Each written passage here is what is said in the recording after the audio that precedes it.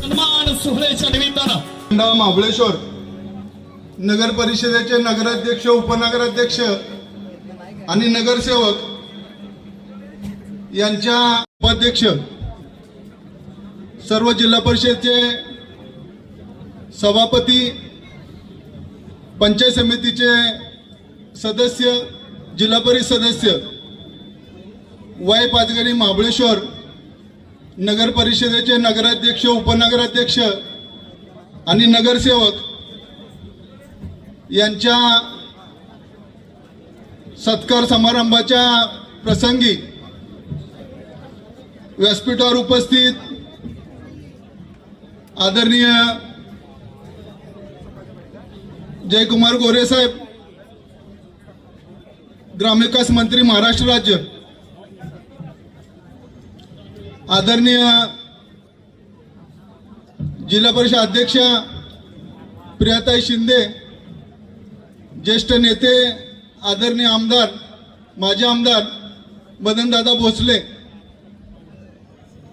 मी वरील व्यासपीठाची दिलगिरी व्यक्त करतो.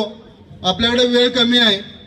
व्यासपीठावर सर्व सन्माननीय आदरणीय नेते मंडळी, सर्व जिल्हा परिषद सदस्य, त्याच्यामध्ये माजी कृषी सभापती शशिकांत दादा पिसाळ, अरुणादेवी पिसाळ, अशोक बापू गायकवाड, व्यासपीठाची दिलगिरी व्यक्त करतो. आणि समोर उपस्थित सर्व माता भगिनी, बंधू आणि पत्रकार मित्र, छत्रपतींच्या पदस्पर्शानं पावन झालेल्या वाई नगरीमध्ये आज हा ऐतिहासिक सोहळा होतोय. वाई शहराला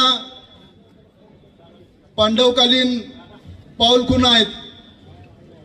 कृष्णामाईची वाई आहे, गणपतीची वाई आहे. अशा या ऐतिहासिक नगरीमध्ये प्रथमच असा भव्य दिव्य सोहळा या ठिकाणी होतोय. आम्ही वाईकर मंडळी खरं तर आम्ही स्वतःला भाग्यवान समजतो की अशा भव्य दिव्य सोहळ्याची सुरुवात आम्हाला वाईच्या मातीतून करता आली. आपण बघितलंय, नुकतीच नगरपालिकेची निवडणूक झाली, दोन तीन महिने उलटून गेलेत. कार्यक्रम उशिरा होतोय, परंतु त्याच्यासाठी पण काय शुभशकून होणं बाकी होतं आणि ते या वरिष्ठ मंडळींनी सगळे घडवून आणले. पंचायत समिती, जिल्हा परिषद अशा काही निवडणुका बाकी होत्या आणि आज जिल्ह्यामध्ये बघतोय आपण भारतीय जनता पार्टीची सत्ता त्या ठिकाणी प्रस्थापित झाली. नगरपालिकेच्या इलेक्शनला 15 दिवस बाकी असताना नेहमीप्रमाणे तिकिटांचा घोळ, वॉर्ड रचना याच्यामध्ये सुद्धा प्रामुख्यानं मला घरं बसवण्याचाच कार्यक्रम होता. पण या घरी बसवण्याचा कार्यक्रम माझ्या लक्षात आला होता आणि मी त्या संधीची वाट बघत होतो.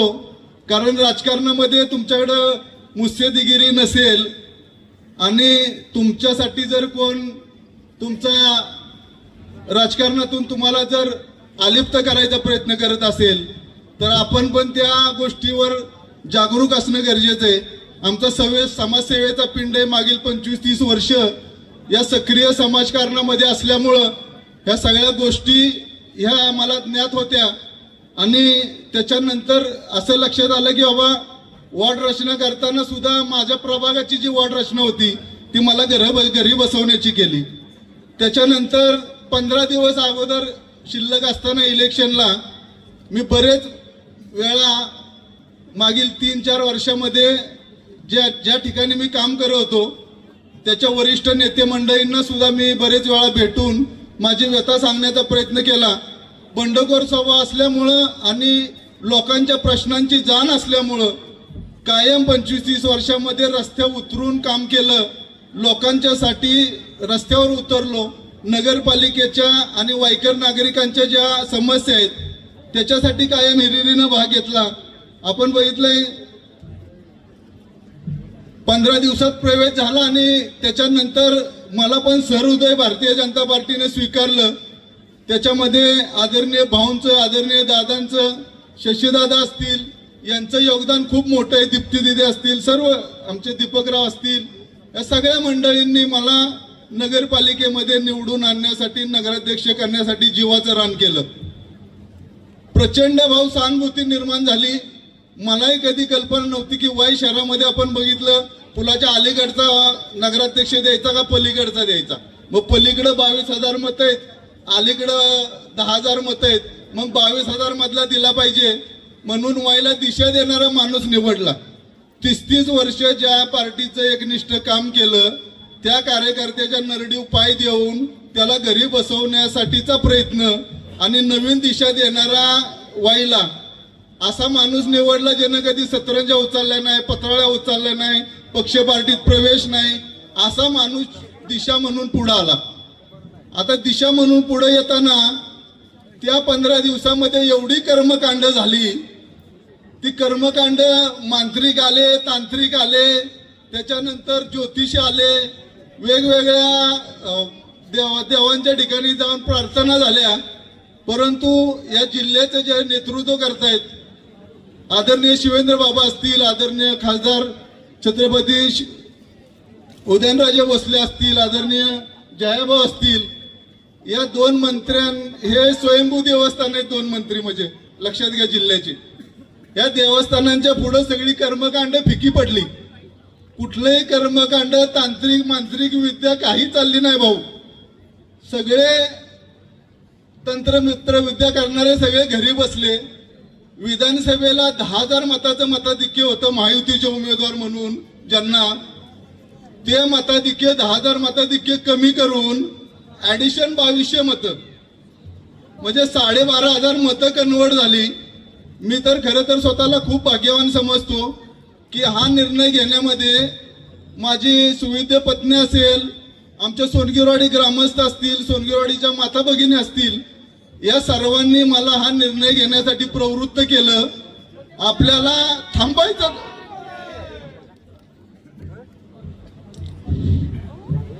आपल्याला थांबायचं नाही. आरक्षण डिक्लेअर झालं भाऊ त्या दिवशी. माझ्यावर प्रेम करणारे काही कार्यकर्ते आमच्या गावातले, त्यांनी आय एम कमिंगचा बोर्ड लावला. आरक्षण डिक्लेअर झालं त्या दिवशी. म्हणजे ज्याला असं कोण बरंच काय काय सोशल मीडियावर ह्याच्यावर येतं नाही का, किती खोके दिली किंवा किती गद्दार काय, असं बरंच काय काय. आता त्यावेळी आपण उत्तर देऊ. पण मी लक्षात घ्या, मी नरडी उपाय देऊन नगराध्यक्ष झालो ह्या मंडळींच्या आशीर्वादाने. मी नगराध्यक्ष झालोय हा वाजत गाजत झालोय. लक्षात घ्या, आपण जे जे जे काय मागच्या 30 वर्षामध्ये आमच्या पिंटू चक्की उपनगराध्यक्ष आले, माझ्या बरोबर आले. वाई शहराच्या विकासासाठी ते माझ्या बरोबर आलेत. त्याच्यासाठी ते पूर्वीचे भाजपचेच होते. मागचा थोडासा इतिहास सांगतो आपण. 2011ला पहिला नगरसेवक झालो. 2011 नगरसेवक झाल्यानंतर त्याच्यामध्ये भूषणदादा गायकवाडांना नगराध्यक्ष आम्ही केलं. त्यावेळेस जनकल्याण आघाडीच्या नगरसेविका आदरणीय सुरेखाताई जाधव यांना आम्ही जनकल्याण आघाडीतनं राष्ट्रवादीत घेतलं आणि भूषणदादा गायकवाडांना नगराध्यक्ष केलं. आपण जेव्हा ह्या इतिहास विसरतो, ज्या वेळेस इतिहासाची पुनरावृत्ती होत असते, आपण एखाद्यासाठी खड्डा काढला तर त्या खड्ड्यात आपण उभा असतो, हे कुणीही विसरता कामा नये. लक्षात घ्या, आज हा जो काय विजय आहे त्याच्यामध्ये मी आता जे गाणं लावलं होतं बघा, इथं गाणं एक वाजलं. ह्या गाण्यानं भाऊ अख्ख्या वाई शहरात तालुक्यात एवढं रान उठवलं. माझं इलेक्शन शहराबरोबर अख्ख्या तालुक्यानं लढवलं. अख्खा तालुका माझ्यासाठी पै पाहुणे रावळ्यांना फोन करत होता आणि अनिल सावंतांना विजयी करायचे आणि त्यांना मत द्या, अशा पद्धतीनं एवढा मोठा जनसमुदाय त्या ठिकाणी, एवढ्या अटीतटीच्या तुम्ही बघितले. 16 वर्षाच्या पोरापासून दम ती 60 वर्षाच्या म्हाताऱ्यापर्यंत दम. तुला बघतो, तुला करतो, तुला असं करतो, मागं फिरतोय. म्हणजे अशी परिस्थिती आली होती भाऊ की माझ्या बरोबर त्या आमच्या 9 आणि 10 प्रभागात तर माणूस फिरायला नव्हता. 10 मध्ये आमचा प्रदीप जायगुडे होते, ते त्यांच्यापर्यंत प्रचार. पण 9 प्रभागात नंतर कितीतरी ठिकाणी माणूस माझ्यावर फिरायला घाबरायचा. एकटाच फिरायचो टू व्हीलरवर. आमचा एक सूरज गायकवाड म्हणून मित्र आहे, दोघंच फिरायचो. आणि या दोघांनी रान उठवलेलं, म्हणजे मी जे काय रान उठवलं आम्ही, त्याच्यामध्ये भारतीय जनता पार्टीचं सहृदय आभार मानल तेवढं कमी आहे. कारण हा विजय हा भारतीय जनता पार्टीसाठीच समर्पित आहे. कारण एकट्या माणसाची लढाई नाही, हा जो काही हे आहे राजकारण, हे सर्वसमावेशक नागरिकांवर आणि कार्यकर्त्यांना अवलंबून असतं, मतदारांवर अवलंबून असतो. याच्यामध्ये पुढे जात असताना आपण बघितलं की बावनकुळे साहेबांची सभा झाली, आदरणीय बावनकुळे साहेबांची एक सभा झाली सोनगिरवाडीमध्ये. आणि त्या सभेला काही गर्दी थोडी कमी होती, कारण टायमिंग चेंज झालं. आणि त्या मोकळ्या खुर्च्यांचे फोटो कुणीतरी टाकले सोशल मीडियावर की त्या सभेला गर्दी. नंतर आम्ही भरलेल्या खुर्च्यांचे टाकले, पण असा मेसेज दिला जायचा नेहमी की भाजपचं काही नाही. अहो, एक मतानं मागच्या टर्मला सुद्धा भारतीय जनता पार्टी नगराध्यक्ष आले होते. हाच विश्वास होता. भारतीय जनता पार्टीचा एक मतानं नगराध्यक्ष मागच्या टर्मला होतोय, तर अनिल सावंत नगराध्यक्ष का होणार नाही हो? मला एक दिवस पण असं वाटलं नाही भाऊ की मी नगराध्यक्ष होणार नाही म्हणून. आता हे सगळं करत असताना आम्ही एक 100 दिवसांचा आढावा घेतला. आढावा बैठकीमध्ये आमच्या जनसंवाद घेतला. जनसंवाद घेतल्यानंतर असा विषय आला की बाबा त्या नगरपालिकेची खरी परिस्थिती समोर नव्हती. संवाद मेळाव्यामध्ये ज्या ज्या काही आमच्या कल्पनेतल्या गोष्टी होत्या, त्या सगळ्या कल्पनेतल्या गोष्टी आम्ही त्याच्यामध्ये मांडण्याचा प्रयत्न केला. त्याच्यामध्ये महाराष्ट्रातली पहिली नगरपालिका आहे वाई नगर परिषद, जिनं सभागृह लाईव्ह केलं. पारदर्शक कारभारासाठी आज तुम्ही बघा कित्येक लोक त्याच्यामध्ये 3, 5, 10 हजार लोक लाईव्ह सभागृह आमचं बघतायत. त्याच्यामध्ये आपण जे 100 दिवसाची आश्वासनं दिली होती, त्याच्यामध्ये शाळांचं सक्षमीकरण होतं, मंडईचं अद्ययावतीकरण होतं, त्याच्यानंतर पर्यटन वाढ्या दृष्टीने एक लेझर शोचा विषय होता, त्याच्यानंतर ट्रॅफिक कंट्रोलसाठीचे काय महत्वाचे विषय होते. हे सगळे विषय पुढच्या 15-3 आठवड्यामध्ये नगरपालिकेच्या माध्यमातून ह्याच्या वर्क ऑर्डर होतील, टेंडर होतील. हा 100 दिवसाच्या शब्दाला थोडंसं आर्थिक आढावा घ्यायला लेट झालं, परंतु वाईकर नागरिकांनी त्याची काळजी करायची गरज नाही. आता पण असं म्हणलं जात आहे की बघा, आपल्याला टीका टिप्पणी हा माझा स्वभाव नाही. असं म्हणायचं कसा निधी येतोय बघू, कसा विकास होतोय बघू, कसं हे होतंय बघू, कसं ते होतंय बघू. अहो, एवढी मोठी माणसं इथं बसल्यात, आता अजून पण कसं येतंय हायच. मला सांगा, मी पुन्हा एकदा सांगतो की वाई नगरीचा नगराध्यक्ष इतका भाग्यवान आहे की भाऊंच्या आणि शिवेंद्र बाबांच्या अधिवेशन काळामध्ये त्या दोन्ही मंत्री महोदयांनी मला आदरणीय मुख्यमंत्री महोदयांच्या ठिकाणी घेऊन गेले. तिथं जी काही निवेदनं केली होती 7 ते 8 वाई शहराच्या संदर्भातली, त्याच्यामध्ये शहराची हद्दवाढ होती, पाणी भुयारी गटर योजना होती, नदी संवर्धन होतं, त्याच्यानंतर फ्रूट व्हेजिटेबल मार्केटचा विषय होता, त्याच्यानंतर पर्यटन दृष्टीने काही विषय होते. ह्या सगळ्या पत्रांवर म्हणजे भाऊंना मी थोडंसं ऐकलं त्यातलं की मुख्यमंत्री महोदयांनी असं सांगितलं की शिवेंद्रबाबांच्या आणि भाऊंच्या साक्षीनं की वाईचं काय ठेवू नका शिल्लक, वाईचं सगळं काम करा. भाऊ बरोबर ना, की वाईचं काही ठेवू नका. म्हणजे बघा, आपली वाई महाराष्ट्रभर गेली आणि नेण्यामध्ये आदरणीय जयभाऊ शिवेंद्रबाबांचा खूप मोठा हात आहे.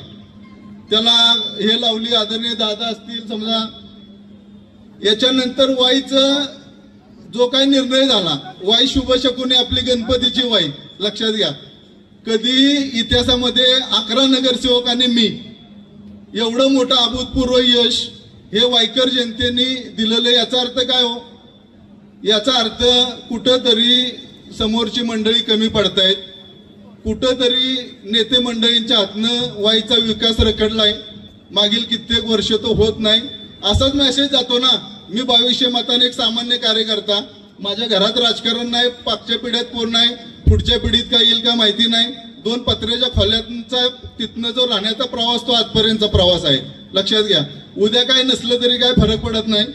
परंतु याच्यासाठीच आपण कुंभमेळ्याचा एक विषय आपण 21 ते 25 तारखेला वाई शहरामध्ये, वाई शहराचं दक्षिण काशी हे महत्व अधोरेखित करण्यासाठी भाऊंच्या आणि ज्येष्ठ नेते मंडळीच्या मार्गदर्शनाखाली कुंभमेळ्याचं एक नियोजन होतंय. त्याच्यानंतर जसं आपण बघितलं की गंगा नदीचं हे झालंय, तशा धर्तीवर आपण नमामि कृष्णा ते भाऊ त्यांच्या याच्यामध्ये बोलतील. आता त्या विषयात मी बोलत नाही. गंगा आरतीचा एक मानस आहे आपला, कृष्णमाई तिराव जशी गंगेला आरती तशी कृष्णामाईची आरती व्हावी अशा पद्धतीचं पण नियोजन आहे. वाईकरांनी जसं आपण एवढी संख्येने एक मेसेज टाकला होता की ह्या गर्दीनं वाईच्या विकासाचं चित्र बदलणार आहे. भाऊ आज मला खूप म्हणजे अभिमान आहे या गोष्टींचा की जी समोरची गर्दी आहे ही भाऊ खूप आतुरतेनं आपल्याकडे बघते, आपल्या सगळ्या नेते मंडळींकडे बघते की वाई शहराचा रखडलेला विकास हा आपल्या माध्यमातून पुढे जावा याच्यासाठी भाऊ ही प्रचंड गर्दी आहे. आणि या गर्दीला आम्ही संबोधित करतोय आणि आम्ही जो काही सोशल मीडियावर याच्यावरून ज्या गोष्टी बोललो त्या गोष्टीला आपण सर्वांनी मिळून या ठिकाणी उपस्थित राहून अतिशय चांगल्या पद्धतीने साथ दिली त्याच्याबद्दलही आपल्याला मनापासून मी धन्यवाद देतोय. खरं तर खूप बोलण्यासारखं आहे, खूप आहे. भाऊ मी परवा टंचाईच्या मीटिंगला गेलो. टंचाईच्या विनंती पत्र होतं मला आणि विनंतीवरून गेलो टंचाईच्या मीटिंगला. तर टंचाईच्या मीटिंगला मी बोलायला उठलो. आता आपले काय वाई शहराचे विषय होते तर मला खाली बसवलं आणि पाऊण तासानं मला बोलायला दिलं. तरी पण मी हटलो नाही, कारण मी हटलाला कार्यकर्ता नाही. अर्ध्या पाऊण तासानं बोलायला उठल्यानंतर पण मी माझी जी काय भूमिका होती त्या टंचाईच्या मीटिंग मध्ये 100% मांडली. शहराचे प्रश्न आहेत, शहराच्या प्रश्नांची जाण असलेला कार्यकर्ता आहे. बऱ्याच गोष्टी बोलल्या जातात. भाऊ मी या सगळ्या गर्दीच्या साक्षीनं आपल्याला एक नम्र निवेदन करणार आहे.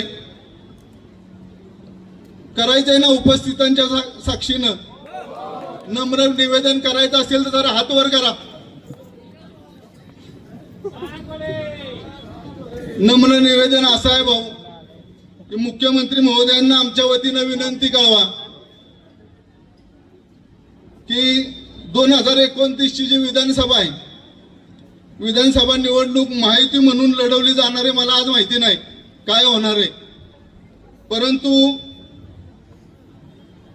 या मतदारसंघात आपण युती टाळा. कमीत कमी या मतदारसंघापुरती. मी वाटतं खूप छोटा आहे, मी खूप छोटा कार्यकर्ता आहे भाऊ.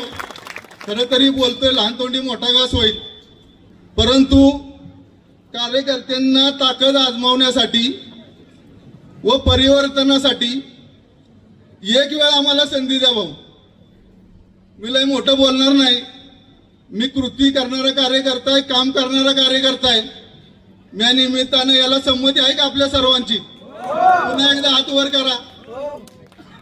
ताकदीने लढायचंय. आपला निरोप भाऊ कळवणार आहे, लक्षात ठेवा. तर अशी विनंती आम्ही या निमित्तानं आपल्याला करतोय. एकदा आम्हाला आमची क्षमता की सोनगिरवाडीतलं भाऊ 1500 मताचं आमचं गाव आहे. 1000 उंबरठा, हजार उंबरठ्यामध्ये मंत्री मोहनचं वास्तव्य त्या ठिकाणी झालंय. पंचायत समिती सभापती तात्या असताना किंवा घरटी त्यांचा संबंध आहे. त्या ठिकाणी घरटी संबंध असल्यामुळं माझ्याच गावात येऊन माझ्यावर चिखलफेक केली गेली, माझ्यावर भाषणं केली गेली. माझ्या गावानं भाऊ अख्ख्या मतदार 10 प्रभागाचं लीड आणि माझ्या एकट्या प्रभागाचं लीड हे एका बाजूला आहे भाऊ. 1100 मताचं मताधिक्य आमच्या त्या ज्योतिबाच्या पांढरीनं दिलं भाऊ मला.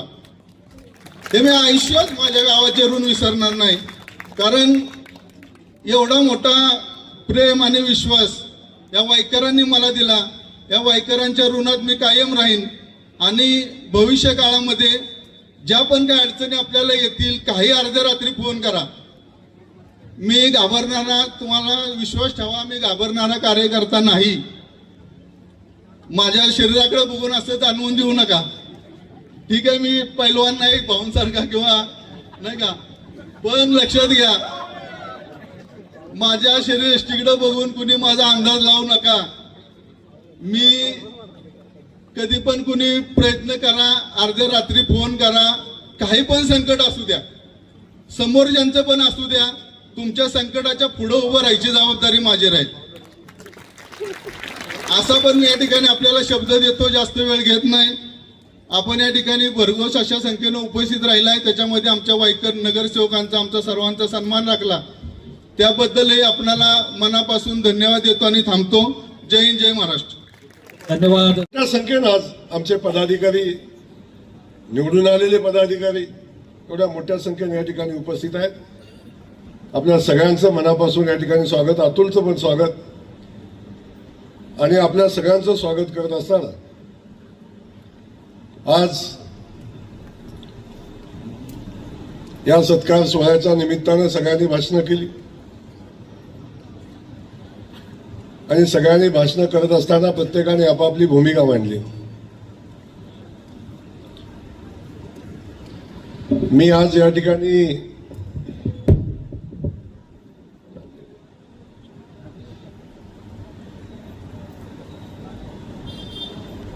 या आपल्या सगळ्या पदाधिकाऱ्यांचा सत्कार करण्यासाठी या ठिकाणी आलो. खास करून अनिलजींनी मगाशी भाषण केलं आणि भाषण करत असताना त्यांनी या शहराच्या अडचणी संदर्भातली भूमिका मांडली आणि बोलताना त्यांनी सांगितलं की भाऊ विकासाच्या ह्याच्यावर भाऊ बोलतील, बाकीचं मी बोलेन. पण अनिलराव, मला माहिती आहे आपण नगरपालिकेच्या निवडणुकीच्या अगोदर माझ्याकडे आला. आमच्या दीप्तीताईंनी पहिल्यांदा माझ्याकडे घेऊन तुम्हाला आल्या. आपली चर्चा झाली. मी सांगितलं मदनदादांना जाऊन भेटा, आपण चर्चा करा. आणि चर्चा केल्यानंतर आपला निर्णय झाला आणि आपण ही निवडणूक लढवण्याचा निर्णय घेतला. दादा, एवढी वाईट परिस्थिती मला नाही वाटत या जिल्ह्यातल्या कुठल्या नेत्यावर आली असेल.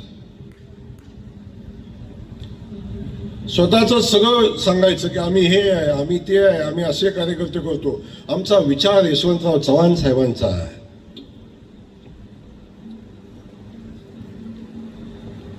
नगरपालिकेला उमेदवार घेतला तो आपलाच, जिल्हा परिषदेला उमेदवार घेतला तो पण आमचाच, एका गटात घेतला ठीक आहे, दुसऱ्या गटात घेतला तो पण आमचाच. केवढी मोठी प्रचंड ताकदीची फळी बघा तिकडं आहे. त्यामुळं अनिल सारखा चांगला कार्यकर्ता सक्षम होतोय, मोठा होतोय, तेव्हा तातडीनं त्याचं पंख छटायचा कार्यक्रम आखला. पण ताकदीनं आम्ही सगळेजण अनिलरावांच्या पाठीशी उभं राहिलो. अनिलचं खूप चांगलं संघटन होतं. दादांनी लक्ष घातलं, आम्ही सगळ्यांनी घातलं, शशिरादांनी घातलं, सगळ्यांनी ताकदीनं उभं राहिलो. आणि वाई शहराचा मूळ मी सातत्यानं सांगत आलो. मला बाकी काही कळत नाही, पण जनमानसातला माणसाचे चेहरे वाचल्यावर माणसाचं मन कळतं. आणि म्हणून मी सांगितलं होतं त्यावेळी सुद्धा की वाई शहर काय मागते, वाई शहर बदल मागते आहे. आणि अनेकांनी त्यावेळी चेष्टा केली. माझं भाषण झाल्यावर सुद्धा पलीकडे सभा झाली, त्या सभेमध्ये काय बोलले. पण मी आज वाईकरांचे खास करून आभार मानायला आलोय. वाईकरांनो, आपल्याला दंडवत घालून आपल्या सगळ्यांचे आभार. तुम्ही आमच्यावर विश्वास टाकला, तुम्ही आमच्या शब्दावर विश्वास टाकला, भारतीय जनता पक्षावर विश्वास टाकला, अनिलवर विश्वास टाकला. आणि तो विश्वास टाकत असताना आम्ही वाई शहराला काही शब्द दिले. मी हे सांगायला आलोय आज या गणपतीच्या नगरीमध्ये की जो जो शब्द आम्ही दिला होता तो तो प्रत्येक शब्द पूर्ण केल्याशिवाय राहणार नाही, हे सांगण्यासाठी खऱ्या अर्थानं आज आलो. मला माहिती आहे वाईमध्ये अनेक गोष्टीची चर्चा झाली. वाईला कशाची आवश्यकता याची चर्चा झाली. मगाशी बोलताना अनिलरावांनी आठवण करून दिली. मी सांगितलं नमामि गंगेच्या धर्तीवर नमामि कृष्णामाई योजना आम्ही या कृष्णामाईसाठी मंजूर करू आणि कृष्णा नदीचा विकास करण्याची भूमिका आहे, घाटाचा विकास करण्याची आणि कृष्णेचा विकास करण्याची भूमिका आम्ही घेऊ. आणि दादा, आपण त्या योजनेमध्ये कृष्णेला घेतोय. आपण त्या योजनेमध्ये कृष्णेला घेतोय. आणि जो शब्द वाईकरांना दिलेला होता त्या शब्दाची पूर्ती करण्याचा आम्ही प्रयत्न करतोय. वाईतल्या युवकांना मी खास करून शब्द दिला होता. वाई काय मागते? क्रीडांगण मागते. ते क्रीडांगण नेण्याचा संकल्प. परवा अनिल आमचे आले आणि अनिल आल्यावर मला म्हटले आपण सीएमला बंद कर दे, हे बंद कर. आणि तुम्ही जरा मग ते बंद करा आणि कृपा करून माझं भाषण चालू आहे तर हलू नका, नाही तर खाली थांबता. आमचे अनिल भाऊ आले आणि त्याला चिंता होती, भाऊ मी हे पत्र आणलंय, मी ते पत्र आणलंय, भाऊ मी हे आणलंय, भाऊ हे साहेबांना द्यायचंय, हे सीएम साहेबांना द्यायचंय. अनिल राव, तुम्ही यायच्या अगोदर वाई निवडून आली तेव्हा वाईसाठी जे जे शब्द मी दिलेत ते सीएम साहेबांना मी सांगितलेले आहेत. आणि मी पण मुख्यमंत्री देवेंद्र फडणवीस साहेबांचा सच्चा सैनिक आहे.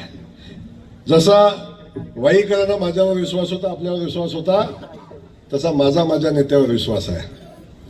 जो जो शब्द आम्ही वाईला दिलाय त्यातला एकही शब्द पडू देणार नाही. प्रत्येक शब्दाच्या पूर्तीसाठी आम्ही लागेल ते करू.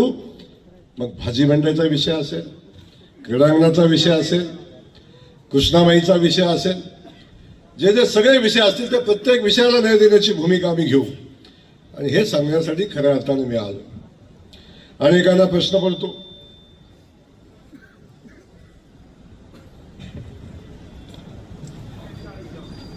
अनेकांना जो प्रश्न पडतो की जयकुमार गोरे सारख्या बाईमध्ये काय येतात. आज एक मोठी बातमी लागली होती. मी आजही पत्रकार बांधवांना सांगतो, मी कुणाची जिरवायला येत नाही.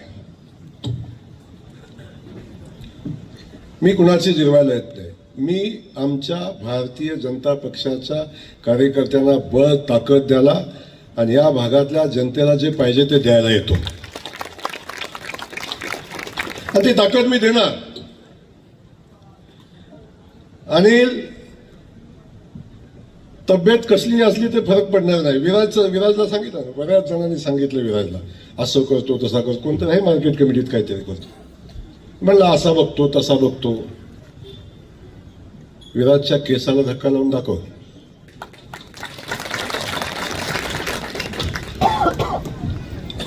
या सुसंस्कृत शहरात असं बोलू नये. पण जर कोणी तशा भाषेत बोलला तर उत्तर द्यायला आम्ही सक्षम आहोत. लक्षात ठेवा, कुणाच्याही नादाला लागा, आपल्या नादाला लागायचं नाही. आपण कुणाच्या नादी लागत नाही आणि आपल्या नादी लागला तर सोडत नाही. 6 टप्प्यात येईपर्यंत हात लावत मग वर्ष लागल, 2 वर्ष लागल, 3 वर्ष लागल. 6 टप्प्यात याची वाट बघायची क्षमता पण आपल्यात आहे. यशवंतराव चव्हाण साहेबांचे विचार आता जिल्हा परिषदेच्या निवडणुकीला अनेक लोकांनी सांगितले. निवडणूक कशी असते, खूप वेदना झाल्या. यशवंतराव चव्हाण साहेबांच्या विचाराला धक्का लागला असं त्यांचं म्हणणं होतं. किमान या निवडणुकीच्या माध्यमातून तरी यशवंतराव चव्हाण साहेबांची आठवण झाली, हे थोडकं आहे का? आता तरी आठवण झाली यशवंतराव चव्हाण साहेबांची. अरे हा तुमच्या समोर उभा राहिलेला जयकुमार गोरे, 22 केसेस, एक अर्धी नाही आहे, 22 केसेस. या जिल्हा परिषदेची निवडणूक दादा लढवत होतो. निवडणुकीचा फॉर्म भरायच्या आदल्या दिवशी माझ्यावर खोटा गुन्हा दाखल केला आणि अर्ज भरेल म्हणून मला अटक केली. तेव्हा कुठे गेलता यशवंतराव चव्हाण साहेबांचा विचार? तेव्हा कुठे गेलती यशवंतराव चव्हाण साहेबांच्या जिल्ह्यातली संस्कृती? पाठीमागच्या वेळेची विधान परिषदेची निवडणूक झाली दादा, आणि त्या निवडणुकीमध्ये पराभव झाला आणि त्या पराभवातनं एवढं उद्विग्न झाले घडी. माझ्या मसवड शहराची नगरपालिकेची निवडणूक होती. 1 दिवस अगोदर निवडणूक होती. त्यावेळी माझ्यावर गुन्हा दाखल केला आणि मला अख्खी निवडणूक होईपर्यंत त्या मसवडला, माझ्या तालुक्यात, जिल्ह्यात येऊ दिलं नाही. तेव्हा कुठे गेलती यशवंतराव चव्हाण साहेबांची संस्कृती? तेव्हा कुठे गेलते यशवंतराव चव्हाण साहेबांचे विचार? जेव्हा आपल्यावर येतं तेव्हा यशवंतराव आठवतात आणि समोरच्याला जाऊन ठोकतात तेव्हा कुठं जातात विचार? हे एकदा झालं नाही दादा. मी मंत्री झालो मंत्री झाल्यावर ज्या पद्धतीनं जयकुमार गोरेला अडचणीत आणण्याचा प्रयत्न केला,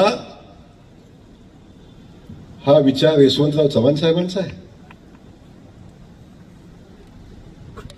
एका सामान्य कुटुंबातलं पोरगं जेव्हा 4 वर्ष संघर्ष करून 4 वेळा आमदार झालं आणि या जिल्ह्याचा एक सुपुत्र राज्याचा ग्रामविकास मंत्री झाला, तेव्हा त्याचं मंत्रीपद घालवायला आपण काय काय उद्योग केले, कुणाकुणाला प्रेस घालायला लावल्या आणि काय काय भानगडी करायला लावल्या, तेव्हा कुठे गेली ती नीतिमत्ता? आणि ज्यांनी हे सगळं केलं दादा, ज्यांनी हे सगळं करायला भाग पाडलं, केस झाली, ट्रॅप झाला, पैसे घेतले, सगळं केलं, आणि त्यांनी जेव्हा कबूल केलं की आम्हाला हे कुणी करायला लावलं, तेव्हा वाचवायला ज्यांनी केलं त्याला वाचवायला याच तालुक्याचे आमदार, याच तालुक्याचे मंत्री मुख्यमंत्र्याकडे घेऊन गेले, तेव्हा कुठे गेली ती संस्कृती? तेव्हा कुठे गेली ती नीतिमत्ता? हे नीतिमत्तेच्या गप्पा मारतात का? अरे तुम्हाला मान आहे, तुम्हाला सन्मान आहे, तुम्ही संस्थानिक आहे म्हणून तुम्हाला मान सन्मान आहे. सामान्य कुटुंबातल्या लोकांना मान सन्मान नाही आहे.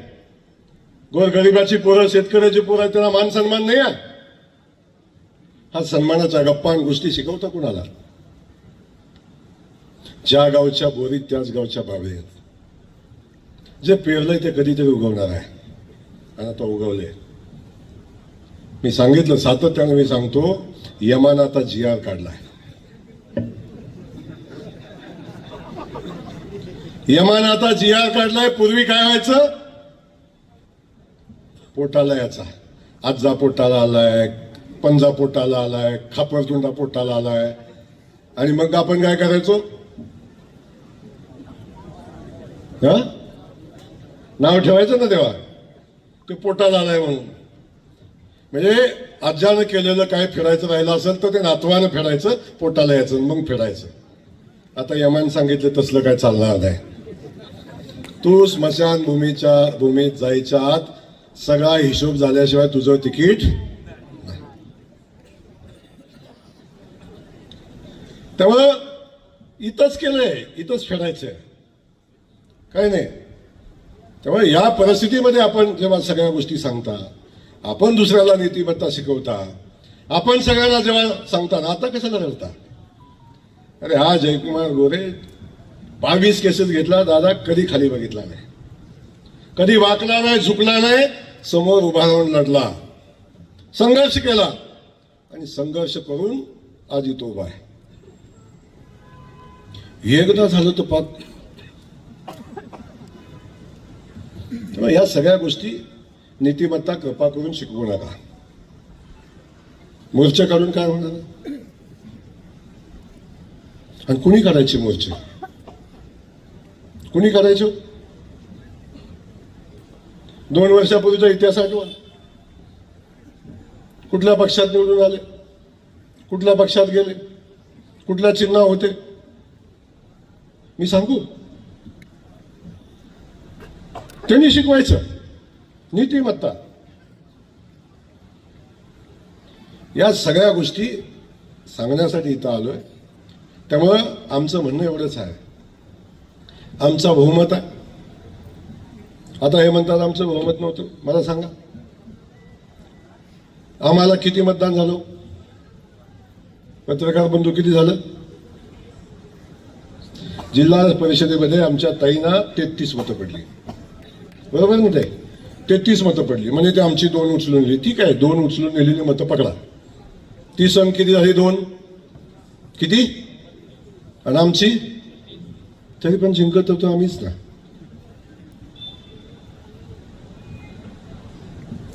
फक्त सांगायच्या गोष्टी आहेत की असं झालं तसं झालं, मग दम होता. तुम्ही जेवढा दंगा केला, दम होता, तर लढायचे ना सभापतीच्या निवडी. तेव्हा तर आकडा 37 होता आमच्याकडं.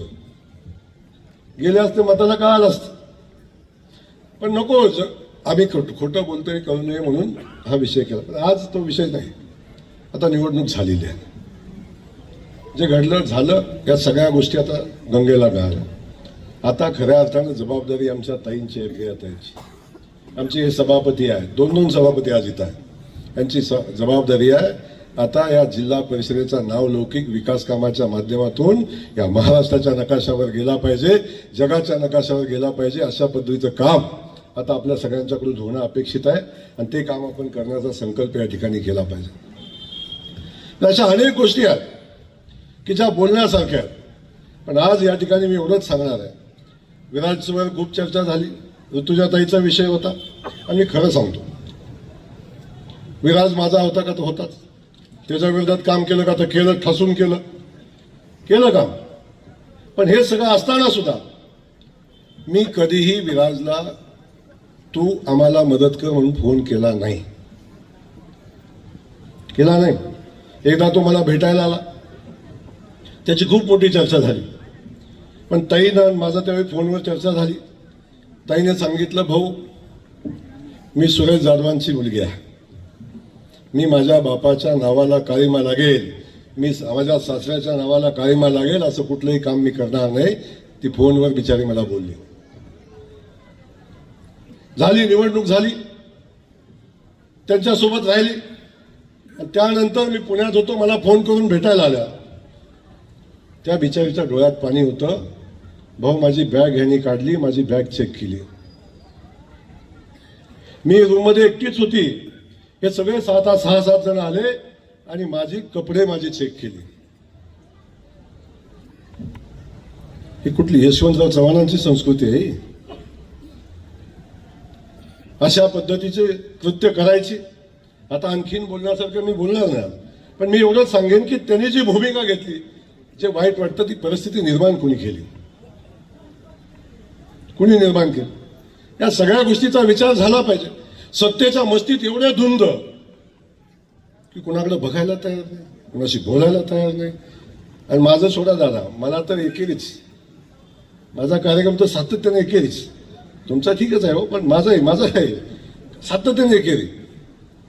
पण आज इथं मी सांगतो, विधानसभेच्या निवडणुकीच्या वेळी भारतीय जनता पक्षाच्या कार्यकर्त्यांना त्यांचं काम करण्याच्या सूचना याच जयकुमार गोरेने दिलेल्या होत्या. तर आहे उभा, केलं नसेल पण तरी पण मी काय सांगितलं होतं, ऋषी होता त्यालाही सांगितलं, मग सगळ्यांना सांगितलं. काही लोकांनी केलं, काही केलं नाही, असे सोडून द्या. सगळेच काय माझ्या ऐकण्यात राहिले असा विषय नाही, शेवटी पक्ष म्हणून नाही. पण या सगळ्या परिस्थितीमध्ये माझी या ठिकाणी एवढीच विनंती आहे, झाल्या गेल्या गोष्टी आता सोडून देऊन आपल्याला पुढे जायचं.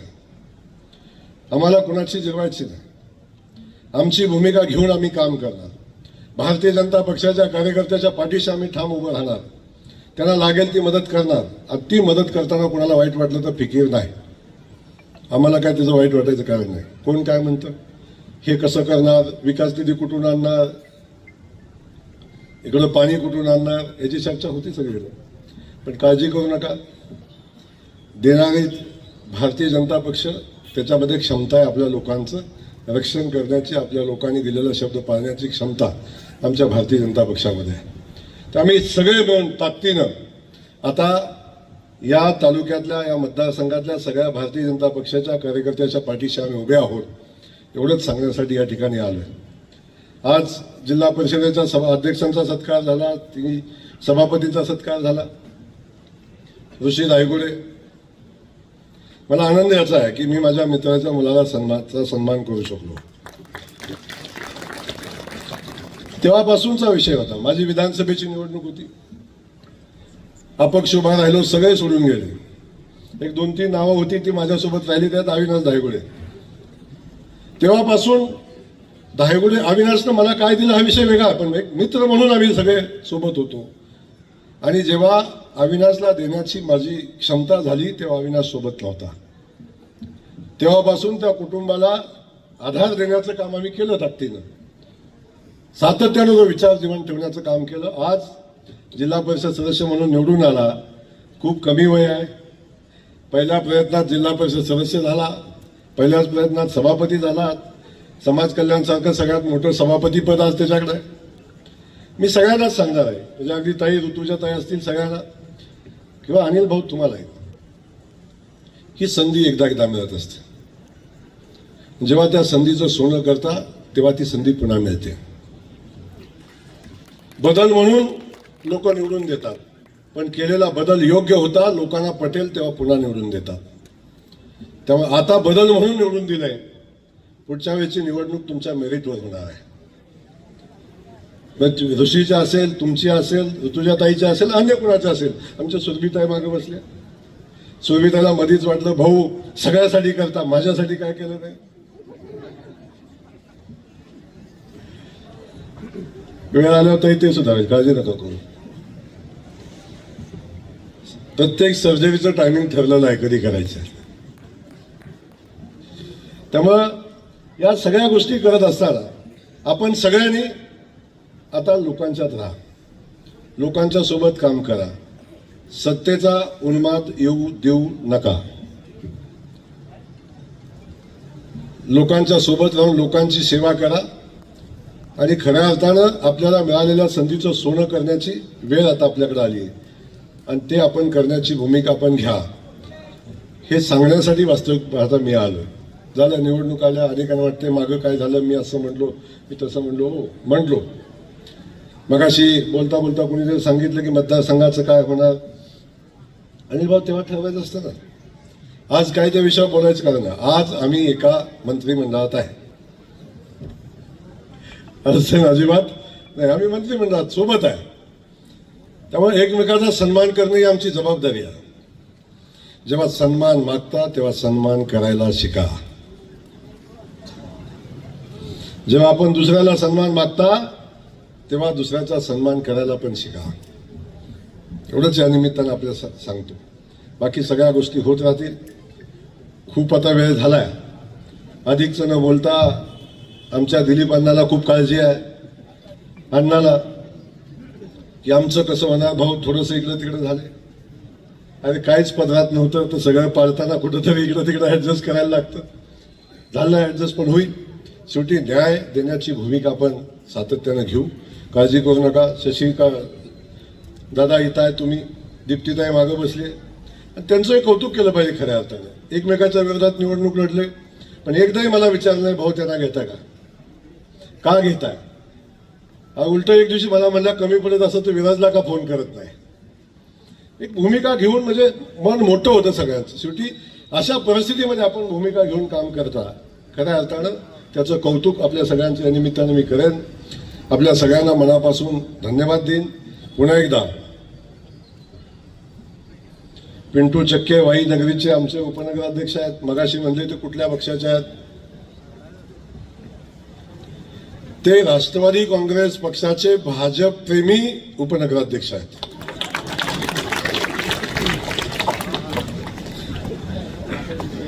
हे का नाही, अडचण नाही. तुमचं भाजपवर एवढं प्रेम आहे, भाजपचं तुमच्यावर प्रेम आहे, काळजी करू नका. आणि ते काय होतंय तिकडे लय कलेक्टर ऑफिसकडे बघू नका, त्याला आहे ना सक्षम इथं बसला आहे, फार चिंता नका करू. अशा अनेक गोष्टी आहेत, आमच्या नादाला लागायचं नाही. अशा अनेक गोष्टी आहेत किंवा तिथं आम्ही कार्यक्रम लावू शकतो कोणाकोणाचा. त्यामुळं ती वेळ येऊ देऊ नका, एवढीच आमची विनंती आहे. सांगायला सोपं असतं, कारखाना असा चालवला पाहिजे, तसा चालवला पाहिजे. कुस्तीच्या मैदानात गेलो नाही, बाहेर नको हे धर उचल, आणि त्याचा मान उचलला, त्याचा हात उचल, कुठं धरण उचल काढलाय. आत गेल्यावर थापारात कानाखाली बसल्यावर कळतं काय असतं, मानव ठोका बसल्यावर. बाहेरनं सांगणारा कधी उगाच उड्या मारतो, एकदा मैदानात गेल्यावर कळतं ना कसं असते. आता दादा घावले सारख्यात नका काळजी करू, कळतंय कसं असते, लांबनं बोलताना कसं होतंय. आज सगळ्या परिस्थितीमध्ये म्हणून माझं सांगणं आहे की थोडंसं जबाबदारीने सगळ्यांनी वागलं पाहिजे. महायुती म्हणून पण जबाबदारीने सगळ्यांनी वागलं पाहिजे. आणि या सगळ्या गोष्टी जेव्हा घडतात तेव्हा का घडतात याचाही विचार केला पाहिजे. एवढं आजच्या कार्यक्रमाच्या दिवशी मी सांगतो. पुन्हा एकदा आपल्या सगळ्या पदाधिकाऱ्यांचं मनापासून कौतुक करतो. खास करून प्रियाताईंचं मनापासून कौतुक करेन. आणि त्यांच्याकडून खूप मोठ्या अपेक्षा आता जिल्ह्याच्या आहेत, त्या अपेक्षेला राहून आपण काम कराल अशा पद्धतीच्या भावना या निमित्तानं व्यक्त करतो. अनिल खूप आक्रमक, पण माझ्या आवडीचं आहे. आक्रमण आपल्याला आवडतं, पण एक आहे, आक्रमण जनहितासाठी असलं पाहिजे, लोकांच्या हिताचं असलं पाहिजे, आणि ते आक्रमण आपल्याला आवडतं. म्हणून माझी विनंती आहे की आपण खूप चांगलं काम सगळे मिळून वाई शहरामध्ये करू आणि पुढच्या वेळी निवडणुकीला जेव्हा मत मागायला येईल तेव्हा ताटमानेनं मागता आलं पाहिजे. एवढं सगळं काम आपल्याला उभं करायचं आहे. एवढंच आजच्या दिवशी सांगतो.